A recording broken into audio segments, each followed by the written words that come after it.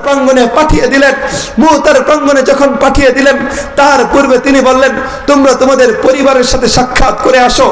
তাই যায়েদ ইবনে হারেসা তিনি চিল্লায়ে বলেন, ইয়া রাসূলুল্লাহ, আপনি তো আমার পিতা, আপনি তো আপনার পালক পুত্র। আম্মা জান আয়েশা তো আড়াল থেকে শুনেছে আমার তো বিদায় হয়ে গিয়েছে, আমি আর কার কাছ থেকে বিদায় নিব, আপনি ছাড়া তো আমার কেউ নাই।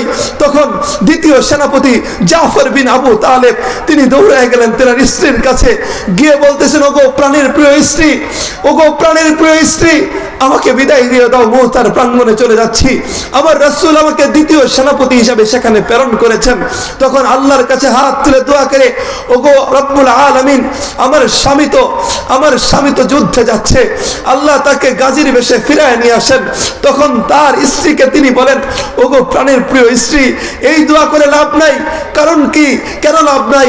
কারণ আল্লাহ পাক, আল্লাহ রাসূল তো আমার পূর্বে এবং পরে আরো দুইজন সেনাপতিকে নিযুক্ত করেছেন। বুঝতে আর বাকি রইল না যে এই যুদ্ধে আমি শহীদ হয়ে যাব। আল্লাহু আকবার বলেন। স্ত্রী কান্না করতে করতে মাটির সাথে ঘোরাঘুরি খাইতেছে, আরে স্বামীকে তো আর কোনোদিন দেখতে পাবো না, এই স্বামীর সাথে সর্বশেষ সাক্ষাৎ আমার হয়ে গেল। দুইটা সন্তান ছিল, তারা বাবা বাবা বলে চিল্লায়া চিল্লায়া ডাকতেছে, প্রাণের প্রিয় বাবা। কিন্তু সে তাদের কথায় কর্ণপাত করলেন না। কারণ কি, স্বপ্ন একটাই, যে আল্লাহ রাসূল যে স্বপ্ন নিয়ে প্রেরণ করেছেন, ইসলামের পতাকাকে মুতার প্রাঙ্গণ থেকে গোটা পৃথিবীতে বিজয় করতে হবে, সেই স্বপ্ন নিয়ে তিনারা ছুটে গেলেন। সন্তানের দিকে তাকায় দেখলেন না।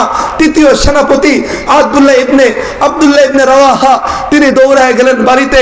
নতুন বিয়ে করেছেন, কিন্তু আল্লাহ রাসূল ডাক দিয়েছেন, স্ত্রীর সাথে এখন পর্যন্ত তিনি বাসরঘর করেন নাই। দৌড়ায় গিয়ে স্ত্রীকে আড়াল থেকে বলতেছেন, ওগো প্রাণের প্রিয় স্ত্রী, আমি তো তোমার সাথে কোনো কিছুই করতে পারলাম না, তোমার সামনেও যেতে পারলাম না, তোমাকে দেখতেও পারলাম না, তোমার কোনো হক আমি আদায় করতে পারি নাই। প্রাণের প্রিয় স্ত্রী, তুমি আমাকে ক্ষমা করে দিও আমাকে, কারণ তোমার হক তো আমি আদায় করতে পারি নাই। তখন স্ত্রী ভিতর থেকে বলে, না না স্বামী, এই কথা বলবেন না, কিসের জন্য বলছেন? তখন তিনি বলে, আল্লাহ রাসূল সাল্লাল্লাহু আলাইহি সাল্লাম আমাকে মুতার প্রাঙ্গণে প্রেরণ করেছেন তৃতীয় সেনাপতি হিসাবে, আমি চলে যাচ্ছি ইসলামের পতাকাকে গোটা পৃথিবীতে ওড়ানোর জন্য। আল্লাহু আকবার বলেন। তখন তিনার স্ত্রী তিনার কাছে মিনতি করে বলতে লাগলেন, ওগো প্রাণের প্রিয় স্বামী, একটা বার আমার সামনে আসুন, আমি তো কোনোদিন আপনাকে দেখি নাই, আমি তো কোনোদিন আপনার আকৃতির চেহারা কিরকম এটা তো আমি জানি না। তখন স্বামী বলতেছে, না না, আমি যেহেতু আপনার সামনে আসি নাই, আর আসতে চাই না। কেন চান না? কারণ তো আপনার চেহারা দেখে, তোমার চেহারা দেখে আমার প্রেম, আমার মোহাব্বত উতলে উঠবে, যুদ্ধের ক্ষেত্রে সেটা বিঘ্ন করতে পারে, এর জন্য আমি আপনার সামনে যেতে চাই না। স্ত্রী ভিতর থেকে আড়াল থেকে বলে, ওগো স্বামী, প্রেম মোহাব্বত ভালোবাসার কথার জন্য আমি আপনাকে ডাকছি না, বরং আমি আপনাকে ভিতরে ডাকছি। কারণ আমি তো জানি কিয়ামতের ময়দান যখন অনুষ্ঠিত হয়ে যাবে, হাসরের ময়দান যখন অনুষ্ঠিত হবে, মিকদারুহু 50,000 সানা, 50,000 বছরের সেই ময়দান থাকবে। সেই ময়দানে কেউ পা নাড়াইতে পারবে না। সেই ময়দানটা তো পিতলের ময়দান হবে। সেই ময়দানে মাথার আধার উপরে সূর্য থাকবে, মানুষ সূর্যের তাপে মস্তকগুলো গলে গলে পড়বে, চোখের ছিদ্র দিয়ে, কানের ছিদ্র দিয়ে, নাকের ছিদ্র দিয়ে গলে গলে পড়বে। সকলেই তো নাফসি নাফসি বলবে। ওগো প্রাণের প্রিয় স্বামী, সাইয়েদনা আদম সেদিন নাফসি বলবে, সাইয়েদনা নূহ সেদিন নাফসি বলবে, সাইয়েদনা ইউসা নাফসি বলবে, সাইয়েদনা ইদ্রিস নাফসি বলবে, আইয়ুব নাফসি, হারুন নাফসি, মুসা কালিমুল্লাহ আল্লাহর সাথে কথা বলতেন, তিনিও তো নাফসি বলবে। সকলেই ভয়ে ভারাক্রান্ত থাকবে। আর ইব্রাহিম খলিলুল্লাহ তিনিও তো নাফসি বলবে, ইসমাঈল জাবিহুল্লাহ তিনিও তো নাফসি বলবে, ঈসা রূহুল্লাহ তিনিও তো নাফসি বলবে।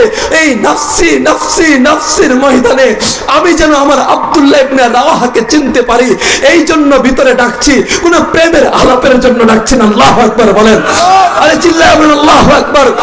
আর দুনিয়ার কোনো চাহিদার জন্য ডাকছি না, কোনো খায়েশের জন্য ডাকছি না, শুধু কিয়ামতের সেই ভয়ঙ্কর ময়দানে, মুসিবতের ময়দানে আমি যেন আমার প্রাণের প্রিয় স্বামীকে চিনতে পারি, এই জন্য ডাকছি। চিল্লায় বলেন আল্লাহু আকবার। আরে তখন তিনি আসলেন, আর পর ছুটি নিয়ে চলে গেলেন মুতার প্রাঙ্গণে। তিনজন চলে গেলেন। যায়েদ ইবনে হারেসা তিনি যুদ্ধ করতে লাগলেন। যুদ্ধ যখন শুরু করলেন, যায়েদ ইবনে হারেসা তিনি শহীদ হয়ে গেলেন। কাফেররা তিনাকে শহীদ করে দিল, মারতে মারতে রক্তে রঞ্জিত করে শহীদ করে ফেললো। জাফর ইবনে আবু তালেব তিনি যখন ঘোড়া দিয়ে অগ্রসর হলেন সামনের দিকে, তিনার ঘোড়ার দুইটা পা কেটে দিল।